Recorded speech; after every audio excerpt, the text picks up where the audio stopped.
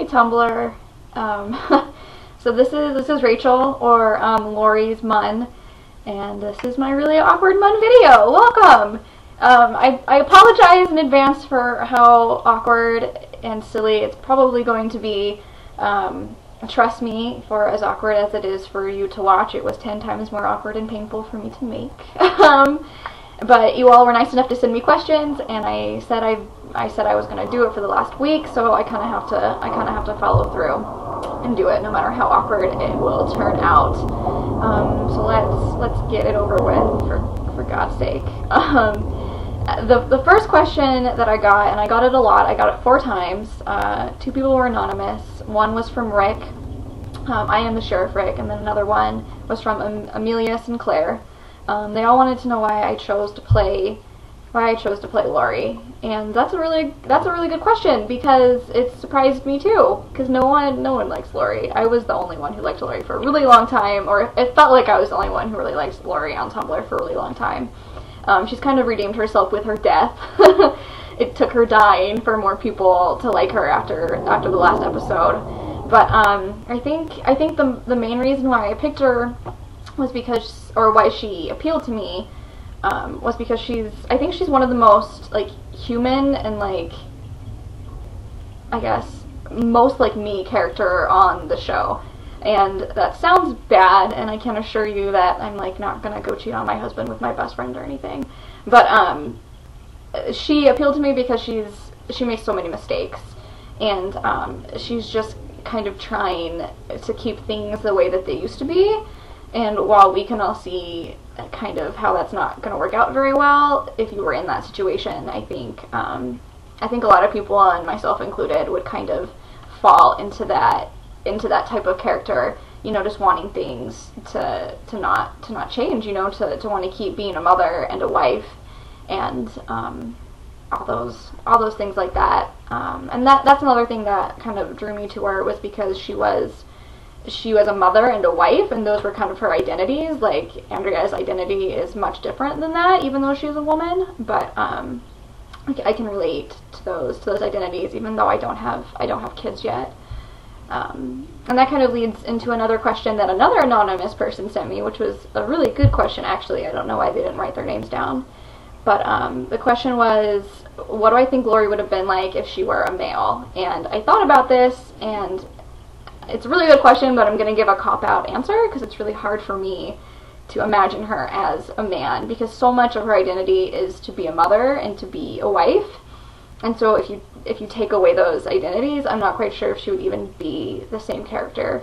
But I guess if you had to, I can still see her obviously being a father and a husband, having those be very important to her.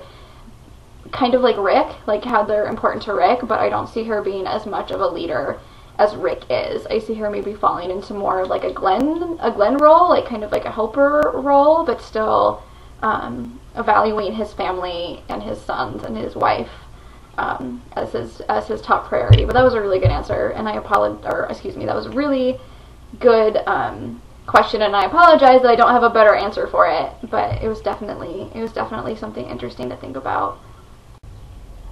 The next question also comes from Rick, or I am the Sheriff, and she wanted to know if I would have done anything differently if I were in Lori's position. And I guess the simple answer is I would have liked to. I would have liked to think that I would do things completely differently, and so would everybody else. But I think the truth is that a lot of us would probably handle it exactly the same way as Lori and Shane did, which is kind of a hard truth to swallow. But like if you think about it, like if Rick or Shane had just sat down with Rick when he showed back up alive and told him everything that had happened, and cleared the air that way, and Shane had moved on from Lori, and like everything would have been fine. But the fact of the matter is that Shane and Lori both had some kind of unspoken agreement of never to tell him. You know, like no one made a move to tell Rick anything, or to make sure that everything was okay. And that was part of the problem, was that they just didn't talk to one another. And I would also argue that Rick knew about Shane and Lori even before Lori told him, because in season 2 he says that he knows, And I'm not quite sure if he meant he knew already, or he just kind of had a feeling about it. But at the end of season 1, when they're at the CDC, and Shane is freaking out because Jenner won't open the doors, and Rick is beating him with a rifle. Like, it's a lot more anger than is probably necessary in that situation, and they're fighting, and then the camera like zooms in on Laurie looking really concerned, and I think that was kind of the director's way of telling us that Rick had a feeling about what was going on, and he didn't say anything either. Like, no one said shit to anybody else, and that was the problem, you know. But when you think about it, like, how would you tell your husband that you slept with his best friend because you thought he was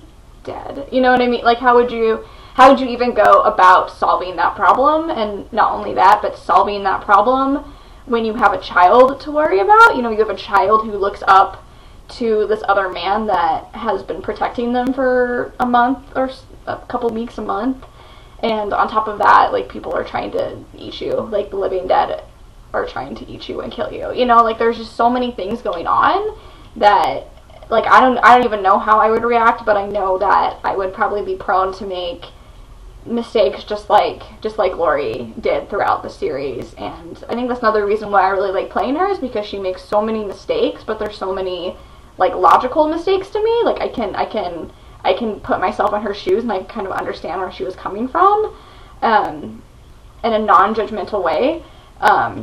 And that's really fun for like plots. Like, there's a lot of role-play plots that you can kind of come up with based off how Laurie would behave, because she's not perfect. She's not a badass, you know. Like, there's a lot more opportunities, and I really enjoy that about her.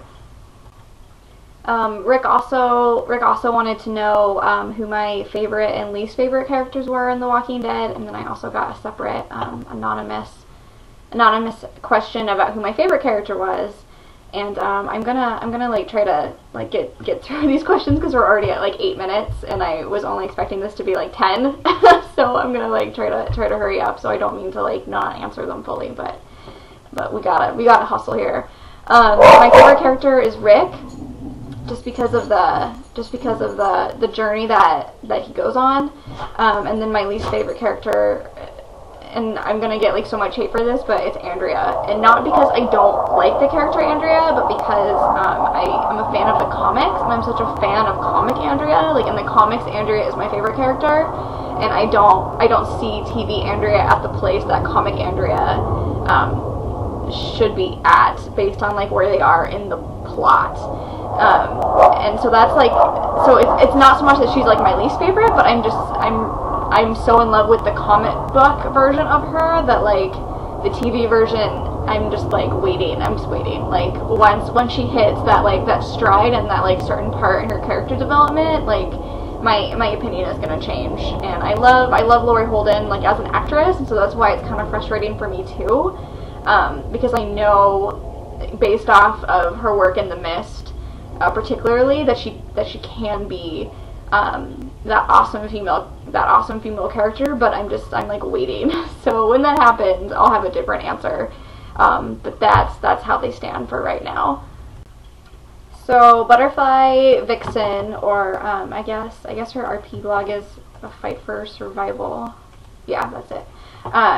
She just caught me, and she wanted me to answer how I think Shane would have reacted to Laurie's death if he had been alive. And I think it would have been pretty much just like the scene when he has to leave Rick in the hospital. Like, I think he would just be utterly torn up about it, you know, because I think based on, I guess, my headcanons of him and what we understand from the TV show is that like the Grimes family was you know, his life. It was an integral part of his life, these people and this family. And when Rick was gone and all he had left was like Laurie and Carl, like I don't even think that Laurie and Shane got together so much because they loved one another right away. I think it was because they were like all that they had left of the life that they used to have before the outbreak. And so I think they were just so important to him because of that, because it was a tie to a tie to his past life. And so I think to go through losing another member of the Grimes family would have just wrecked him, especially if there was nothing that he could have done, and knowing that it was most likely his child that killed her. Like, I can't even, that would be awful for anybody, especially after what Shane had gone through up until that point.